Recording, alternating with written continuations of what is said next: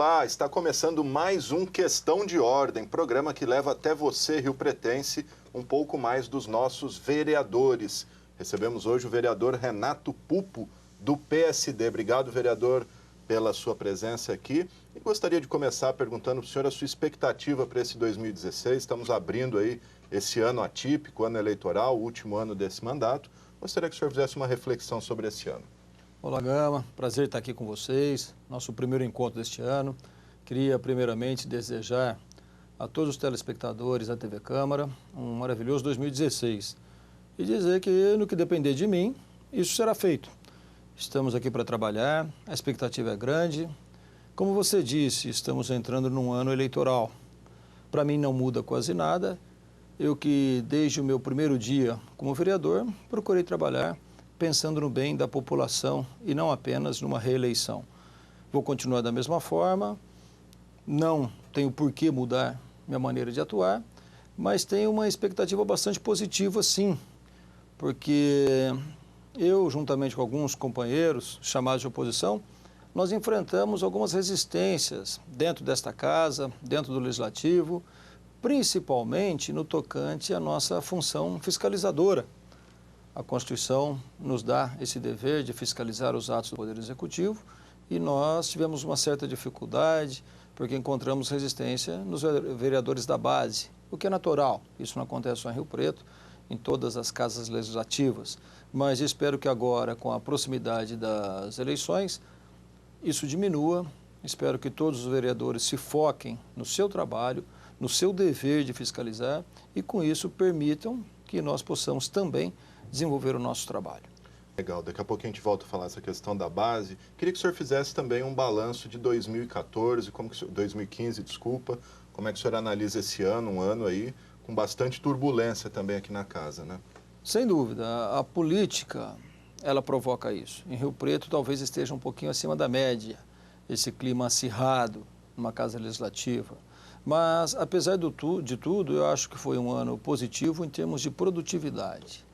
Quando se analisa a produção de um parlamentar, seja a nível de município, a nível de governo estadual, a nível de Câmara dos Deputados, eu sempre digo que não se pode avaliar apenas pelo que se aprovou. O parlamentar não trabalha apenas para elaborar projetos, mas também deve ser levado em consideração aquilo que ele conseguiu impedir que acontecesse. E dentro desse raciocínio, eu acho que nós tivemos algumas vitórias positivas que sempre faço questão de realçar. Uma delas, quando se pretendia aumentar a frota dos veículos da casa, isso o presidente anterior já havia tentado, e eu fui uma peça, modéstia à parte, fundamental para impedir que acontecesse. E, no ano que terminou, novamente, o presidente atual, Fábio Marcondes, cogitou de aumentar a frota. Eu levantei a voz contra isso, porque eu acho que é um gasto desnecessário, principalmente pelo momento de crise em que passa o país. E, mais uma vez, saímos vitoriosos. Também, julgo muito importante a minha participação, que considero vitoriosa, quando se cogitou da erradicação de milhares de árvores do Parque da Represa. Se tivessem doentes, com dor no coração, teria que concordar, mas quando soube que era apenas por uma questão estética, levantei a voz contra e conseguimos impedir. Então, isso tudo eu acho muito positivo. Mas atuamos também na elaboração de projeto, que é a outra função do vereador. Eu, como delegado de polícia, gosto muito de trabalhar na prevenção. Sempre defendi que é melhor prevenir do que remediar. E, nesse sentido, consegui aprovar logo no início do ano uma lei que proíbe a comercialização de garrafas de bebida destinada à criança, mas que tem embalagem muito semelhante à bebida alcoólica. E, principalmente, impedir que elas sejam distribuídas nas gôndolas de venda dos supermercados juntamente com essas bebidas alcoólicas, porque isso comprovadamente induz ao consumo precoce de bebida alcoólica. Isso já é lei, acho que foi uma grande conquista para Rio Preto.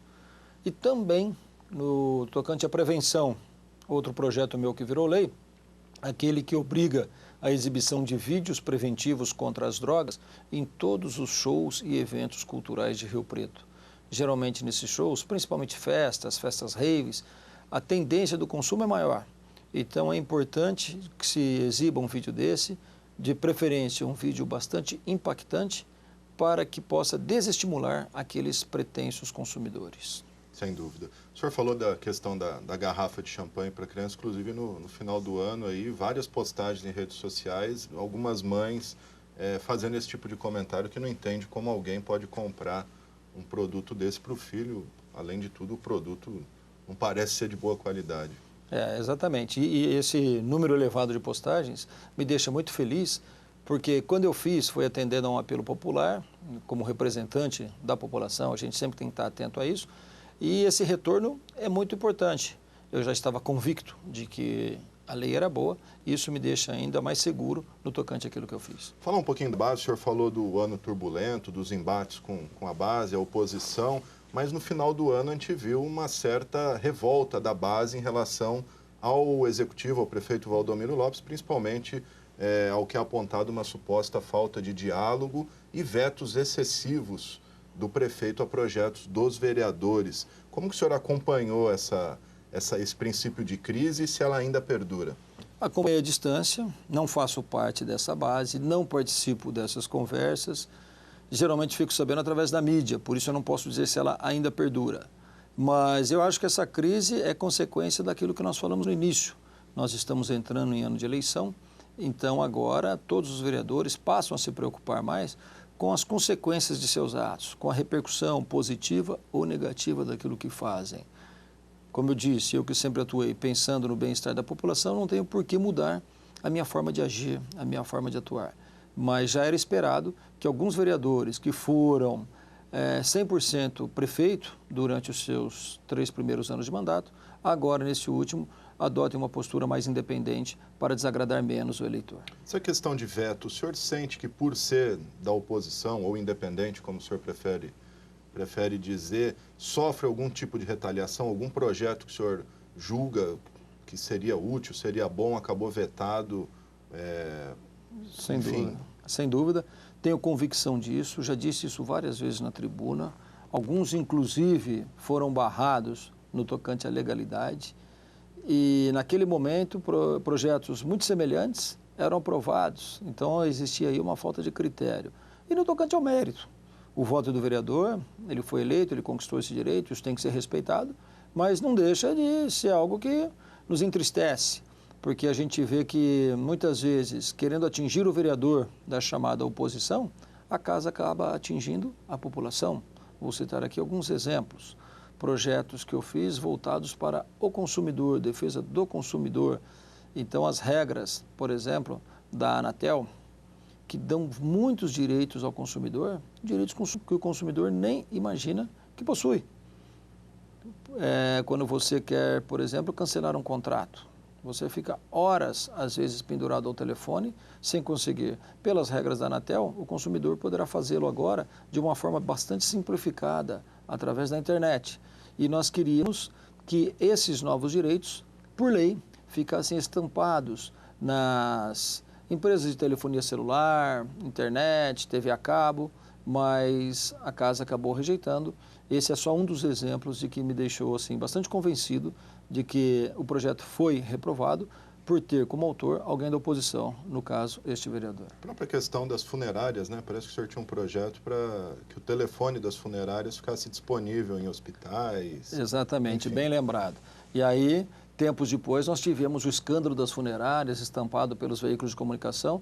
Isso aí me deixou também mais convicto de que eu estava no caminho certo, mas fui derrotado. Para quem não acompanhou, vou fazer um breve resumo, por lei, todo o hospital tem que distribuir aos munícipes um folheto com a relação das funerárias cadastradas em Rio Preto. E chegou para mim a informação de que isso não vinha sendo feito de forma correta. Então, eu apresentei um projeto para que esta relação, em vez de ser distribuída por um funcionário do hospital, ela fosse afixada em tamanho visível em toda a sala de espera desses hospitais. Era justamente para evitar o chamado direcionamento. Mas esse projeto também foi reprovado, uma argumentação assim, bastante infantil, mas, como eu disse, a gente tem que aceitar, acatar, porque isso é democracia, a maioria vence e a maioria era da base, portanto venceu e esse projeto foi reprovado. O prejudicado não fui eu, creio que o maior perdedor no caso tenha sido o munícipe riopretense. Coincidentemente, logo depois veio à tona que o Ministério Público investigava a chamada máfia das funerárias, que consistia justamente no direcionamento. Exatamente, e nesses momentos eu falo que o Poder Legislativo perde a oportunidade de mostrar a sua utilidade. A classe política é uma classe bastante desgastada, não é por menos, e quando surge essa oportunidade de mostrar que a classe política pode ser boa, de que a classe política pode ser útil à população, as oportunidades, na maioria das vezes, são desperdiçadas. Tá certo. Gente, esse é o vereador Renato Pupo, do PSD. Lembrando que o telefone e o e-mail do vereador está aparecendo aí na tela para você entrar em contato, gabinete, fazer sua sugestão, sua denúncia, sua crítica, enfim. E daqui a pouquinho o vereador vai falar um pouquinho da CPI que ele propôs das obras anti-enchente. Nós vamos para um rápido intervalo e já voltamos.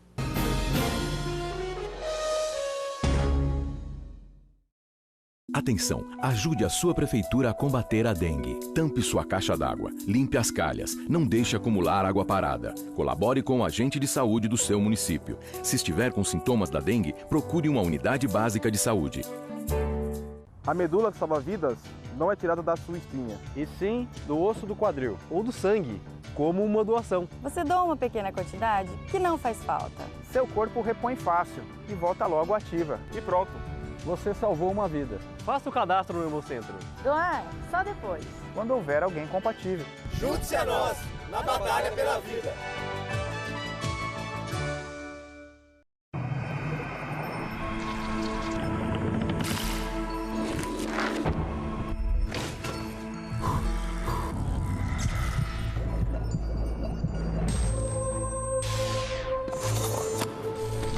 Você é sua principal ferramenta de trabalho. Por isso, empregador e empregado têm o dever de prevenir os acidentes de trabalho e preservar a vida. Com um ambiente de trabalho mais seguro, o Brasil avança para um futuro melhor. Julinha, não esquece o casaco. Julinha, não esquece o protetor solar. Julinha, não esquece de escovar os dentes. Você que está sempre se lembrando de proteger sua filha, não pode se esquecer da vacinação contra o HPV para meninas de 9 a 11 anos. Ela previne o câncer do colo de útero, que afeta 15 mil mulheres todos os anos. Procure uma unidade de saúde do SUS ou fique atenta ao período de vacinação nas escolas. Vacinação contra o HPV, proteção para a menina, saúde para a mulher.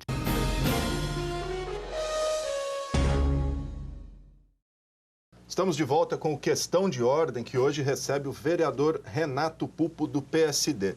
Vereador, o senhor é autor de um pedido de CPI para investigar a eficiência das obras anti-enchente, como está sendo investido recursos milionários nessas obras, que deixaram dúvida aí da sua eficácia depois das fortes chuvas que tivemos no final de 2015, o começo de 2016, aí muita chuva, muita enchente. Falta uma assinatura. O senhor tem ainda alguma esperança de conseguir essa assinatura? Como é que está essa discussão? Tenho sim, a esperança é a última que morre. Nós falamos há pouco da função do vereador de apresentar leis e combater aquilo que é nocivo para o município. Mas tem uma outra função que eu reputo das mais importantes, que é a função fiscalizadora dos atos do Poder Executivo. Isso está na Constituição Federal, portanto jamais podemos nos esquecer dela. E, dentro desse raciocínio, eu tenho acompanhado o tramitar das obras anti-enchente. Obras avaliadas inicialmente em 125 milhões de reais e que com alguns aditivos já atingiram a marca de 140 milhões de reais. É muito dinheiro. Desses 140 milhões, aproximadamente 80 milhões já foram consumidos e as chuvas dos últimos dias, principalmente aquelas chuvas esparsas, fortes, mas esparsas de dezembro, mostraram que o objetivo não foi alcançado. Então, acho que é muito dinheiro consumido para pouco resultado, né? Isso é um paliativo, quando na verdade deveria ser uma solução.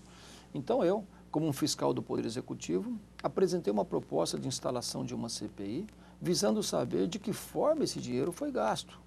Se foi mal gasto, por quê? Se foi de fato gasto nas obras.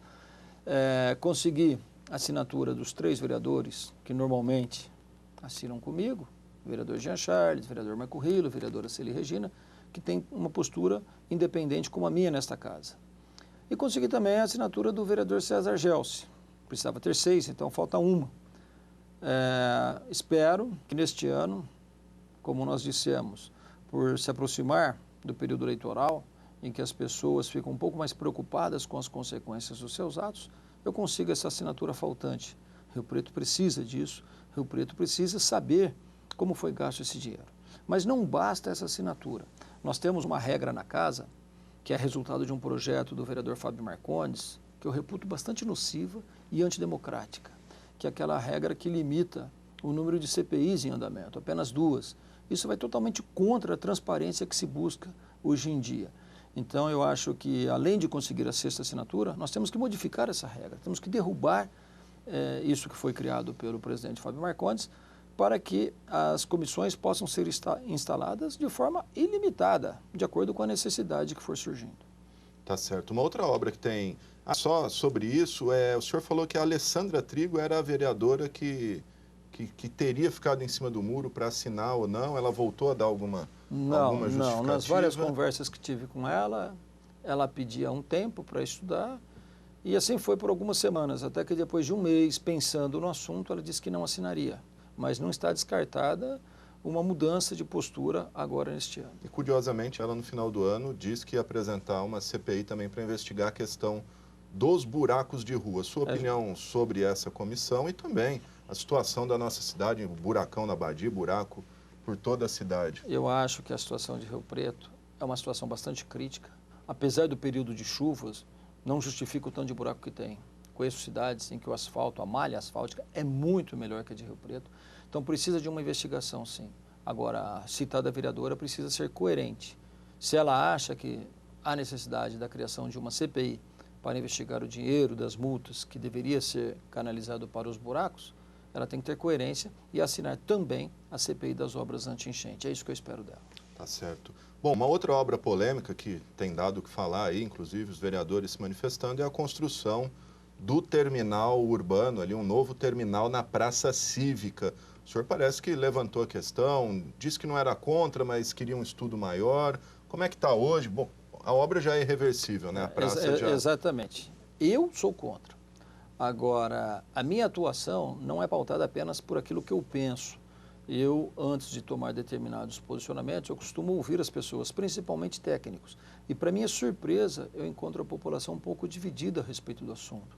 Por isso, eu combati, critiquei, mas de uma forma um pouco contida em respeito a esses técnicos que se posicionaram a favor. Mas eu, pessoalmente, sou contra, acho que o local não é dos mais indicados e acho uma judiação você transformar uma praça, apesar da alegação do prefeito de que nova praça será construída, mas você transformar uma praça em rodoviária. São árvores com décadas de existência, ainda que sejam repostas, mas as novas árvores, até atingirem esse tamanho, levarão muitos anos, então é muito triste ver tudo isso. Sem contar que o local escolhido talvez piore ainda mais o trânsito de Rio Preto, que já é caótico naquele local. As pessoas que são a favor usam como argumento o fato de a praça ser mal frequentada. Isso se resolve de outra maneira, não destruindo uma praça. Eu costumo dizer, quando você tem um cachorro com pulga, você não mata o cachorro, você trata a pulga, você combate a pulga. Então é isso que nós temos que fazer. Se a praça é mal frequentada, vamos transformá-la numa praça bem frequentada. Mas, como você disse, agora já é tarde, a questão já está decidida. Espero que o tempo mostre que eu estou equivocado. Não é porque eu sou contra que eu vou torcer para dar errado. Eu sou um apaixonado por Rio Preto, espero que dê tudo certo. Mas eu tenho muito medo de lá na frente nós falarmos, foi uma das piores coisas que o prefeito Valdomiro Lopes fez para Rio Preto. Só o tempo vai dizer, né, Só vereador? Bom, voltar a falar um pouquinho de projeto, o senhor falou que gosta, aí, até como delegado, atuar na prevenção, né? Tem um projeto do senhor tramitando que, assim como os vídeos antidroga, quer obrigar a exibição de vídeos de prevenção ao mosquito da dengue, ainda mais agora com essa onda do Zika aí, né? Exatamente, que tem levado pavor às mulheres. Eu sempre acho, é até menos oneroso, né, você prevenir. Eu falo, é melhor prevenir do que remediar e é menos oneroso também. Então, nesse diapasão, eu apresentei um projeto semelhante àquele das drogas que nós falamos agora há pouco, mas esse fala sobre o problema da dengue. É um projeto que exige também a exibição de vídeos educativos sobre dengue. Ou seja, primeiro, as maneiras de se evitar a proliferação do mosquito. Segundo, os males da dengue. Terceiro, os sintomas para que ela seja detectada o quanto antes. Esse projeto ainda está tramitando, eu espero que seja aprovado, porque eu acho que é uma medida muito importante. Nós estamos atravessando um período crítico, tem aí uma febre muito grande e as consequências a gente já viu que elas são bastante nocivas, inclusive, no caso, prejudicando vidas, né? E agora atingindo também os recém-nascidos. Então, algo precisa ser feito e é justamente isso que a gente busca com esse projeto. Só que, se você me permitir, nós temos mais uma ação preventiva também. Isso não é através de projeto, mas é um requerimento, porque eu entendo que nós não temos competência para legislar sobre esse assunto, já que aí envolve o poder público. Mas é um requerimento que pede a instalação de câmeras de segurança nos pontos de ônibus da cidade. Como delegado de polícia, pelo menos na área onde eu atuo, eu tenho visto que não é pequeno o número de furtos e roubos. O roubo é pior que o furto, que é uma subtração com violência. Violência física ou violência psíquica, que é a grave ameaça. Isso ocorre nos pontos de ônibus, nas primeiras horas do dia, geralmente. Então, quando ainda está escuro, e aquele trabalhador humilde que sai de casa na madrugada, muitas vezes, enquanto ele aguarda o ônibus, ele é assaltado no ponto. Então, essas câmeras seriam uma forma de levar ao esclarecimento da autoria e, consequentemente, inibir esse tipo de crime. E também, por falar em câmeras, eu tenho um projeto, esse já foi aprovado, já virou lei. Pela legislação atual, as casas lotéricas e os bancos tinham obrigação de armazenar por 60 dias toda a imagem feita no interior do estabelecimento, no interior e nas cercanias. E isso era ruim, era um tempo curto. Muitas vezes, quando a polícia precisava dessas imagens para uma investigação, elas já não mais existiam, já haviam sido apagadas. E eu apresentei um projeto, nós conseguimos modificar, e pela legislação atual agora, tanto os bancos quanto as casas lotéricas têm que armazenar essas imagens por 180 dias. Isso ajudará muito na investigação contra os autores desses crimes. Sem dúvida nenhuma. Falar um pouquinho de eleição, vereador. A gente falou no começo do programa, temos eleições esse ano e o partido do senhor, o PSD, tem colocado o ex-deputado Eleuso Paiva como candidato a prefeito. É isso mesmo? Ele vem para disputar? E qual que é o cenário que o senhor projeta e quem deve concorrer com o doutor Eleuso? Bom, na minha opinião, o doutor Eleuso é o melhor candidato para Rio Preto. É um homem preparado, tem uma vasta experiência como deputado federal, mostrou não só competência, mas também seriedade, foi classificado pela revista Veja como um dos 5 deputados mais atuantes do Congresso Nacional. Então, eu acho que é um homem de competência inquestionável, um homem sério, um profissional bem-sucedido em todos os sentidos, que não usa a política como um meio de vida, mas como um meio de realização. Quer proporcionar melhor qualidade de vida à população e vê a política como um meio. Então, ele vem aí como um forte candidato. Eu tenho já divulgado o nome dele, não em campanha, porque ainda não chegou o período adequado, mas uma pré-campanha, feito consultas a respeito para saber a aceitação. E a gente nota que a rejeição dele é praticamente zero. Então, isso é muito importante. Um homem que não tem rejeição, que ficou fora de Rio Preto um tempo, porque atuou durante 2 mandatos como deputado em Brasília, e antes disso como presidente da Associação Paulista e depois da Associação Brasileira de Medicina. Então, esse distanciamento fez com que ele se tornasse menos conhecido para a maior parte da população. Mas aqueles que o conhecem o admiram demais. E como ele não tem rejeição, o potencial de crescimento dele é muito grande.